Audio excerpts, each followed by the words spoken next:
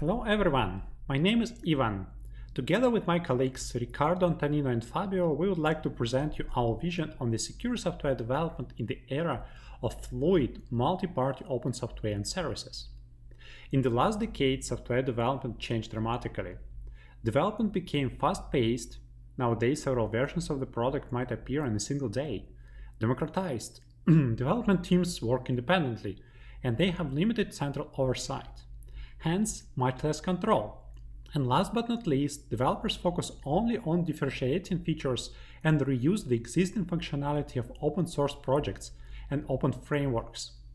All these trends dramatically transform the very nature of software development. To capture this evolution, we introduced the notion of MOS, or multi-party open software and services. MOS reflects the nature of nowadays software that changes constantly, and these changes are often performed by people from different organizations. In the era of MOS, software developers themselves have a dual role. In fact, they are not developers, they are MOS prosumers, as on one hand, they develop their own code, and on the other hand, MOS prosumers consume the code from other projects, such as open source projects. The MOS era pushes security to evolve. In this respect, we identify the following two challenges. Challenge 1. The internal software is not trusted any longer, and therefore we have both internal and external sources of insecurity. Hence, on top of having secure coding skills for the own code, it's very important that we consider security of architecture and of the new features imported from dependencies. Challenge 2. Often security is understood as some periodic quality gates, like monthly security certification of a product. However, in the MOS era, several releases appear every single day. The rigid security gates simply cannot cope with such fluid and fast-paced software development nature.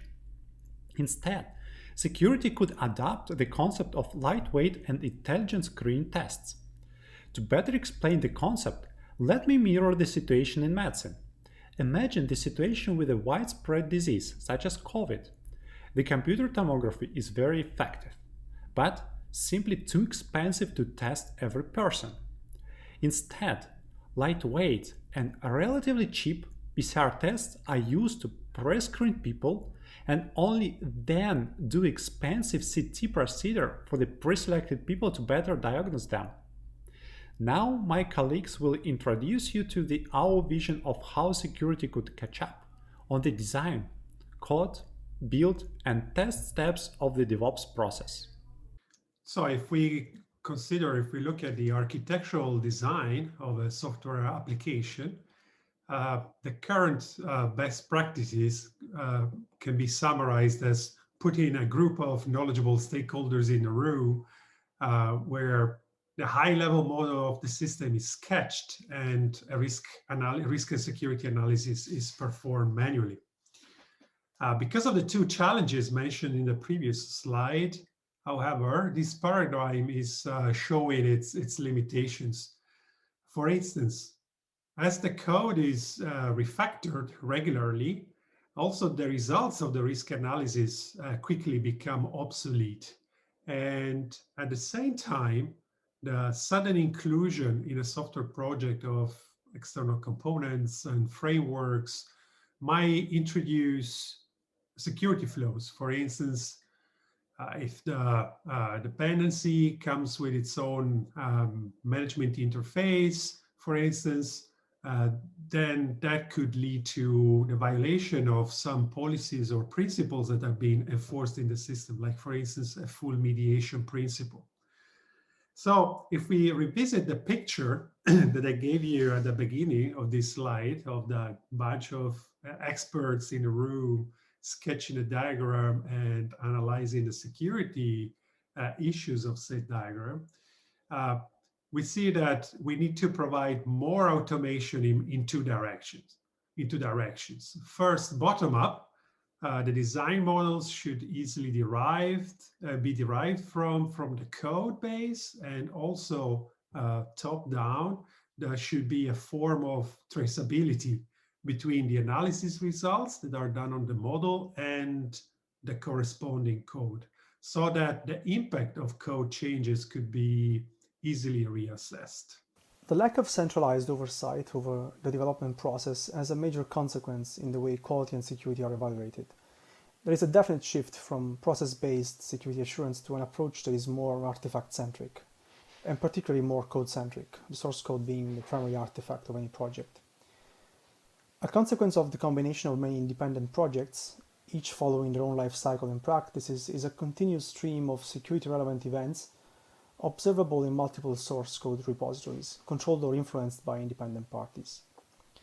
A few thoughts based on these premises. First, we currently have very limited visibility into these security-relevant events originating in third-party repositories.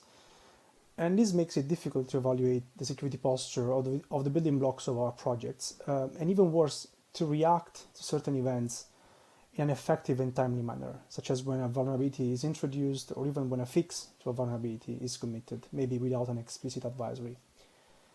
Second, we need to complement full-blown code analysis with more lightweight techniques, capable of reasoning about increments, that is, commits, as opposed to full code trees. And lastly, the large amount of code available out there is certainly a challenge to the scalability of security assurance techniques, but it's also a great opportunity to apply machine learning to source code analysis. For example, to investigate the application of methods stemming from natural language processing or the use of specialized graph neural networks. We are now at the crossroad of changes. Things change all the time. Changed by us, by introducing new commits, or by others. New vulnerabilities are discovered in our dependencies. How do we certify that the final application is secure? Industry standards ask for the entire application to be ready, and we use qualitative risk metrics based on expert assessment of a whole system. This is too late, too slow, too brittle. As in John Donne, no code is an island entire of itself, right? Every software is a piece of the continent, a part of the main. So we need to introduce the notion of delta certification. We should be able to leverage on what we certified before so that we only certify the changes that we introduce. And what about the entire forest of libraries on which we base our code? We need to have new indicators that provide quantitative measures to the entire process so that we can see the evolution of our risk profile throughout our continuous integration and continuous development pipeline. So let me summarize the whole story of the brave new future in which we are all consumers and producers of software as a Lego bricks that change dramatically. The security expert should be able to have a bird's eye view of their security posture. This means that we should have risk indicators that are dynamically updated and reflect the current deployed architecture, the services and libraries that are actually there. The most prosumers should be able to get a gut feeling of the impact of changes, either created by them or imposed on them. Which architectural flows are introduced, which commits may be security relevant, even if they aren't marked as security. Given the insane number of commits and changes in the continuous development integration process, the huge number of direct and indirect dependencies to monitor, we need something different than traditional testing and verification. We need a screening test. A screening measure, like in healthcare, is inexpensive, but it's quick, and it must be able to scale to the whole healthy population. Then, on the one that didn't pass, we can do diagnostic tests, such as verification, full application testing, and so on. This is the only way out in the new world. And so, let me finish the presentation by saying if you have ideas, want to know more details, or catch up with our activities, please check out our website assuremoss.eu. And don't forget to check out also our technical leverage talk in the main track. Thank you for your attention. Hello again, everybody. I'm here with and Ivan, the authors of this the near track secure software development in the era of multi-party open source and services. I kindly ask some questions. Please type them in the chat. Meanwhile, I'll go ahead and maybe ask, since it's a near paper, a bit of a more abstract question in a way, or do you think it's going to be this screening test that you mentioned in the, how would it look like in your opinion? So I put this nice picture so for the how the test should be, so that the audience can also see. And so the idea that we had is that we need to move to sort of a screening test, something that can also use machine learning or whatever tool. But the idea is to be possibly imprecise, but fast, so that you can can screen the potential code that you have, and then you go for the one that you have screened to the more complicated and sophisticated test. So we should not think of a single test, but more of a battery, right? Like you measure your temperature, it's a bit high, then you do maybe some additional test, and then you go around going into deeper tests, like in the medical domain. So you have first fast, and then more and more level of difficulties, let's say, or sophistication. So increment barrier, it's very lightweight. Yeah. Okay. Yeah, because you have is the process in which software is developed. There's too many things coming from outside, and many things also coming very fast. I mean, there are projects that release commits, I don't know, or releases basically once a day, once a week. So the iteration test is as fast as pipeline, or this will be our how we argue that the future should be. Right. So as of now, it's not, because we have the idea, okay, you do these complicated things, and then of course the framework for all this, the time for these complicated things decreases, then you have a lot less time for this. So we have